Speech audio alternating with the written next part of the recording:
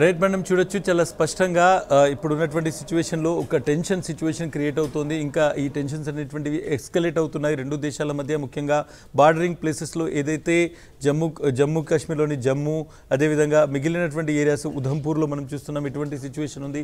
At the same time Amritsar bordering areas ఏవైతే ఉన్నాయో, పఠాన్కోట్, ఎక్కడైతే పాకిస్తాన్కి సంబంధించి 100 కిలోమీటర్ల రేంజ్లో ఉన్నటువంటి సిటీస్లో డెఫినెట్గా ఒక విధమైనటువంటి ఆందోళన కనిపిస్తుంది. అయితే మన ఎయిర్ డిఫెన్స్ మెకానిజం అనేటువంటిది పూర్తిగా ఒక విధంగా యాక్టివేట్ అయి ఉన్నటువంటి సిచ్యువేషన్. ఈరోజు ఉధంపూర్ పైన పాకిస్తాన్ ఒక అటాక్ చేసేటువంటి ప్రయత్నం చేసినట్టుగా తెలుస్తుంది, జమ్మూ పైన అటాక్ చేసినట్టుగా తెలుస్తుంది. దాన్ని మనం పూర్తిగా గాల్లోనే దాన్ని పూర్తిగా ఒక విధంగా న్యూట్రలైజ్ చేశాము. ఫతాహ్ అనేటువంటి ఒక మిసైల్ ద్వారా పాకిస్తాన్ ఈ అటాక్కు పాల్పడినట్టుగా మనం గుర్తించడం జరిగింది. దీనికి సంబంధించినటువంటి మీడియా బ్రీఫింగ్ కూడా జరిగేటువంటి అవకాశం ఉంది. సో పాకిస్తాన్ డ్రోన్లు, అదేవిధంగా చీప్ క్వాలిటీ మిసైల్స్తో ఇప్పుడు ఒక లాంగ్ రేంజ్ మిసైల్స్ ఏవైతే ఉన్నాయో వాటికి సంబంధించినటువంటి మిడ్ లెవెల్ రేంజ్ మిసైల్స్తో కూడా అటాక్ చేసేటువంటి ఒక స్థాయికి పాకిస్తాన్ వచ్చిందని అనుకోవచ్చు.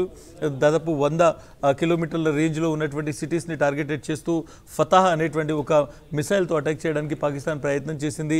500 కిలోల దీని పేలోడ్ ఉంటుంది. కొంచెం భారీ విస్ఫోటనం చేసేటువంటి మిసైల్స్ ఇవి. సో డెఫినెట్గా డ్యామేజ్ ఎక్కువ స్థాయిలో ఉండేటువంటివి. వీటితో ఇప్పుడు పాకిస్తాన్ అటాక్ చేయడానికి ప్రయత్నిస్తుంది. నాతో పాటు రాఘవేంద్ర ఉన్నారు. రాఘవేంద్ర బార్డరింగ్ అమృత్సర్లో ఉన్నారు. సో డెఫినెట్గా సరిహద్దు దగ్గర ఉన్నటువంటి సిచ్యువేషన్ని మనకు చెప్పేటువంటి ప్రయత్నం చేస్తున్నారు. రాఘవేంద్ర, ఎటువంటి సిచ్యువేషన్ ఉంది? ఏదైనా అడ్వైజరీ స్పెసిఫిక్గా ఉందా? ఎవాక్యుయేషన్ లాంటిది ఏదైనా ప్రక్రియ జరిగేటువంటి అవకాశం ఉందా? పబ్లిక్లో ఎటువంటి మూడ్ ఉంది? అమృత్సర్ ఒక విధంగా చూసుకోవాలంటే సిక్ ఆధ్యాత్మికమైనటువంటి కేంద్రం, అది సిక్కులు పెద్ద ఎత్తున ఉంటారు.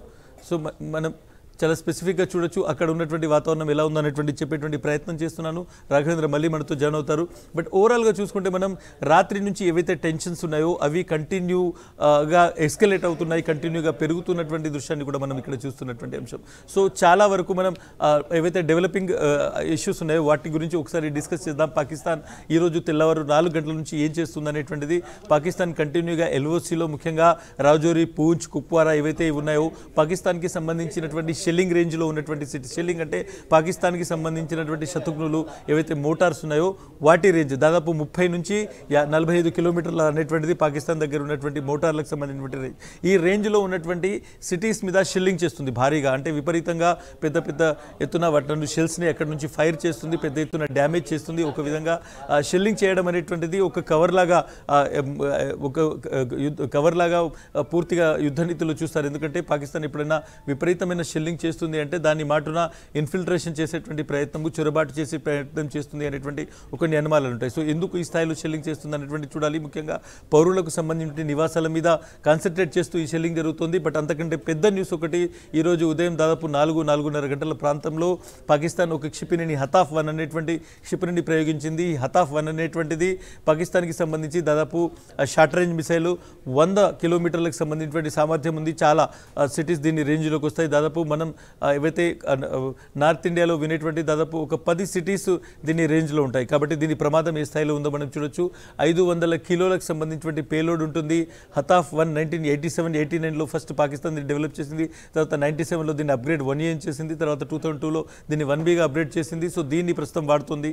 ఇది ఒక చిప్ బేస్డ్ తర్వాత ఒక నాన్ గైడెడ్ మిసైల్ అనేటువంటిది దీనికి ఉన్నటువంటి ఒక ప్రొఫైల్గా దీన్ని మనం చూడొచ్చు. బట్ ఇప్పుడు ఏం జరుగుతుంది అక్కడ అంటే ఈ మొత్తం మిసైల్స్ని ఇండియా న్యూట్రలైజ్ చేసింది. పాకిస్తాన్ ఎటువంటి ప్రయత్నం చేసినా, డ్రోన్లు పంపించినా లేకుంటే మిసైల్స్ పంపించినా దాన్ని పూర్తిగా మనకు సంబంధించినటువంటి రక్షణ వ్యవస్థ, మన గగనతల రక్షణ వ్యవస్థ, ఎయిర్ డిఫెన్స్ సిస్టమ్, అది కూడా integrated air defence system. Integrated విషయం ఎందుకంటున్నా అంటే కేవలం మనం S-400 మాత్రమే వాడలేదు. S-400తో పాటు ఆ మెకానిజానికి, దాని రాడార్స్కి మనము ఆకాశ్ తీర్ అనేటువంటి ఇంకొక ఇండిజీనియస్ మెకానిజం సిస్టమ్ని యాడ్ చేయడం జరిగింది. అంటే దాంతోపాటు ఇంకొక సిస్టమ్ని యాడ్ చేసాం. దాంతోపాటు కొన్ని గన్స్ని కూడా యాడ్ చేసాం. ఇవన్నీ కూడా రాడార్లో గుర్తించినటువంటి ఒక శత్రు దేశానికి సంబంధించిన విమానము, క్షిపణి, క్రూయిజ్, బాలిస్టిక్ ఎటువంటి క్షిపణినైనా దాని మీద ఒక్కసారిగా ఫైర్ చేస్తారట. ఇవన్నీ కలిసి ఫైర్ చేసినప్పుడు టార్గెట్ని నాశనం చేసేటువంటి అవకాశాలు చాలా ఎక్కువగా ఉంటాయి. సో ఇటువంటి ఒక ఇంటిగ్రేటెడ్ యాంటీ మిసైల్ సిస్టమ్ని మనం యాక్టివేట్ చేయడం జరిగింది. ఇది పూర్తి స్థాయిలో పనిచేస్తుంది. పాకిస్తాన్కి సంబంధించినటువంటి ఆందోళనకు, పాకిస్తాన్ తత్తరబాటు కూడా ఇదే ప్రధానమైనటువంటి కారణం. ఎందుకంటే ఏ స్థాయిలో పాకిస్తాన్ మన ఎయిర్ స్పేస్లో అటాక్ చేసినా దాన్ని మనం పూర్తిగా 100%గా దాన్ని పూర్తిగా ధ్వంసం చేస్తున్నటువంటి సిచ్యువేషన్. ఫస్ట్ డ్రోన్స్ పంపించారు, ఆ తర్వాత చిన్న చిన్న మిసైల్స్ వేశారు, ఆ తర్వాత ఇప్పుడు షార్ట్ రేంజ్ బాలిస్టిక్ మిసైల్స్తో వాళ్ళు అటాక్ చేసేటువంటి ప్రయత్నం చేస్తున్నారు. సో ఈ నేపథ్యంలో మనం డెఫినెట్గా పాకిస్తాన్కి సంబంధించినటువంటి ప్రతి అటాక్ను పూర్తి స్థాయిలో దీన్ని మనం ఒక విధంగా ఫైల్ చేస్తున్నాం, న్యూట్రలైజ్ చేస్తున్నాం. రెండో వైపు పాకిస్తాన్కి సంబంధించినటువంటి ఎయిర్ బేసెస్ ఏవైతే ఉన్నాయో ఆ ఎయిర్ బేసెస్ను మనం ఈరోజు అటాక్ చేశాము. ముఖ్యంగా నూర్ ఖాన్ అనేటువంటి ఒక ఎయిర్ బేస్ ఎక్కడ ఉందో దాని మీద అటాక్ చేసినట్టు, దాని మీద ఒక మిసైల్ పడ్డట్టుగా వార్తలు వస్తున్నటువంటి situation. At the same time మిగిలిన రెండు ఎయిర్ బేసెస్ పై కూడా, సియాల్కోట్ ఎయిర్ బేస్ పై కూడా మనం అటాక్ చేసినట్టుగా న్యూస్ వస్తుంది. చాలా పెద్ద విషయంగా మనం దీన్ని చూడాల్సి ఉంటుంది. నిన్నటి వరకు మనం కేవలం రిటాలియేటెడ్గా చాలా వరకు లో లెవెల్గానే మనం అటాక్ చేస్తూ వచ్చాము. డెఫినెట్గా ఒకవేళ ఇండియా మిసైల్ వేసింది నూర్కోట్ మీద అంటే ఇది చాలా పెద్ద విషయము. నేషనల్ మీడియా దీన్ని ఇప్పటివరకు కన్ఫర్మ్ చేస్తుంది. బట్ ఎవరుగా అఫీషియల్గా మనం ఇప్పటివరకు డిఫెన్స్ మినిస్ట్రీ కావచ్చు, లేకుంటే ఎక్స్టర్నల్ అఫేర్స్ మినిస్ట్రీ దీని మీద ఇప్పటివరకు ఒక ప్రకటన చేయలేదు. మనం మిసైల్ అటాక్ చేసినాం అనేటువంటిది స్టిల్ నేను ఒక వెరిఫైడ్ న్యూస్గానే నేను దీన్ని చూస్తున్నాను. దీన్ని మనం ఇంకా పూర్తిగా దీన్ని ఒక వెరిఫై చేయాల్సినటువంటి సిచ్యువేషన్ అయితే ఇప్పుడు కనిపిస్తుంది. అట్ ద సేమ్ టైం మనం పాకిస్తాన్ షెల్లింగ్కి కూడా మన సైనికులు రాత్రంతా జవాబిస్తూ వచ్చారు. సో పాకిస్తాన్ ఒక విధంగా దీన్ని నెక్స్ట్ లెవెల్కి, బాలిస్టిక్ లెవెల్కి తీసుకెళ్లేటువంటి ప్రయత్నం చేస్తుంది. ముఖ్యంగా ఎల్ఓసి వెంట ఎయిర్ ఫైటర్స్ ఏదైతే ఎయిర్ వార్ జరుగుతుంది, ముఖ్యంగా అక్కడ యుద్ధ విమానాలతో కాల్పులు జరుగుతున్నాయి, యుద్ధ విమానాలతో యాక్టివిటీ జరుగుతుంది అనేటువంటి ఒక న్యూస్ మళ్ళీ వస్తుంది ఉదయం నుంచి. సో యుద్ధ విమానాలు ఎక్స్చేంజ్ అంటే అటాక్ చేస్తున్నాయి రెండు వైపుల నుంచి అనేటువంటి న్యూస్ కూడా వస్తుంది. సో మనం ఒకసారి పాకిస్తాన్కి సంబంధించినటువంటి ఎయిర్ ఫ్లీట్ ఏదైతే ఉందో పూర్తి ఎయిర్ ఫ్లీట్ పాకిస్తాన్కి సంబంధించి ముఖ్యంగా కొత్త కరాచీ, అదేవిధంగా కొత్త లాహోర్లో వాళ్ళు పూర్తిగా కేంద్రీకృతం ఉంచారు. పాకిస్తాన్ ఎయిర్ ఫోర్స్ బలగాన్ని మొత్తాన్ని కలిపి మనం పాకిస్తాన్ ఎయిర్ ఫ్లీట్ అంటాము. పాకిస్తాన్ ఎయిర్ ఫ్లీట్ని మనం కంటిన్యూగా మానిటర్ చేస్తాం. ఏ విధంగా మానిటర్ చేస్తామంటే ఏ ఒక్క యుద్ధ విమానమైనా కానీ ఇది ఒక మోడర్న్ వార్ఫేర్. ఇది ప్రపంచంలో ఏ యుద్ధ విమానమైనా మన రాడార్ రేంజ్లో ఉన్నప్పుడు ఆ యుద్ధ విమానాలు గాల్లోకి లేచినప్పుడు దానికి సంబంధించినటువంటి రెండు ఏవైతే ఐడీస్ ఉంటాయో యుద్ధ విమానాలు గాల్లోకి లేచినప్పుడు వాటికి ఒక ఎలక్ట్రానిక్ ఐడి ఉంటుంది, ఒక బ్రేకింగ్ వస్తుంది. నేను మిమ్మల్ని ఒకసారి అప్డేట్ చేసేటువంటి ప్రయత్నం చేస్తున్నాను.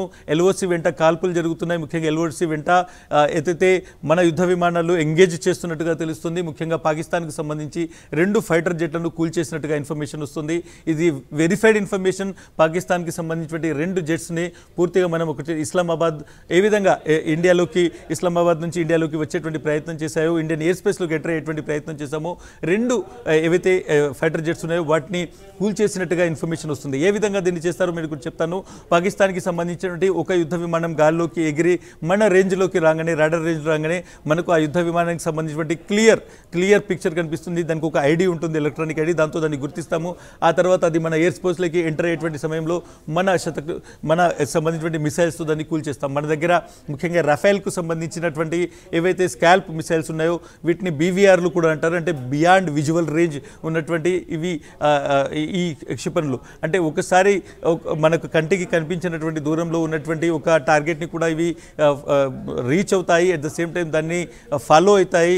దాన్ని హీట్ సెన్సెస్ ప్రకారం దాన్ని ఫాలో అయ్యి దాన్ని ఒక విధంగా దాన్ని వెంటపడి దాన్ని పూర్తిగా కూల్చేటువంటి ప్రయత్నం చేస్తాయి. సో ఇప్పుడు మనకు అందుతున్నటువంటి సమాచారం ప్రకారం 2 ఫైటర్ జెట్స్ని, పాకిస్తాన్కి సంబంధించినటువంటి ఫైటర్ జెట్స్ని ఇండియా కూల్చేసింది అనేటువంటి ఒక ఇన్ఫర్మేషన్ వస్తుంది. So 2 Pakistani fighter jets down అనేటువంటి ఒక బ్రేకింగ్ చూస్తున్నాం మనం. చాలా మేజర్ ఇష్యూ పాకిస్తాన్కి సంబంధించి ఉదయం నుంచి చేస్తున్నటువంటి ఏవైతే అటాక్ చేసేటువంటి ఒక మూడ్ ఉందో, పాకిస్తాన్ వైపు నుంచి వస్తున్నటువంటి అటాక్స్ అయితే ఉన్నాయో వాటిని పూర్తిగా మనం అడ్డుకున్నాము. 2 ఫైటర్ జెట్స్ని కూల్చేశాము. పాకిస్తాన్కి సంబంధించినటువంటి హతాఫ్ మిసైల్ని న్యూట్రలైజ్ చేశాము. సో ఒక పెద్ద బ్రేకింగ్ మనం చూస్తున్నాము. ఇంకా డెవలప్మెంట్స్ వస్తున్నటువంటి సిచ్యువేషన్ చాలా మేజర్ ఇన్సిడెంట్గా మనం తీసుకోవాల్సి ఉంటుంది.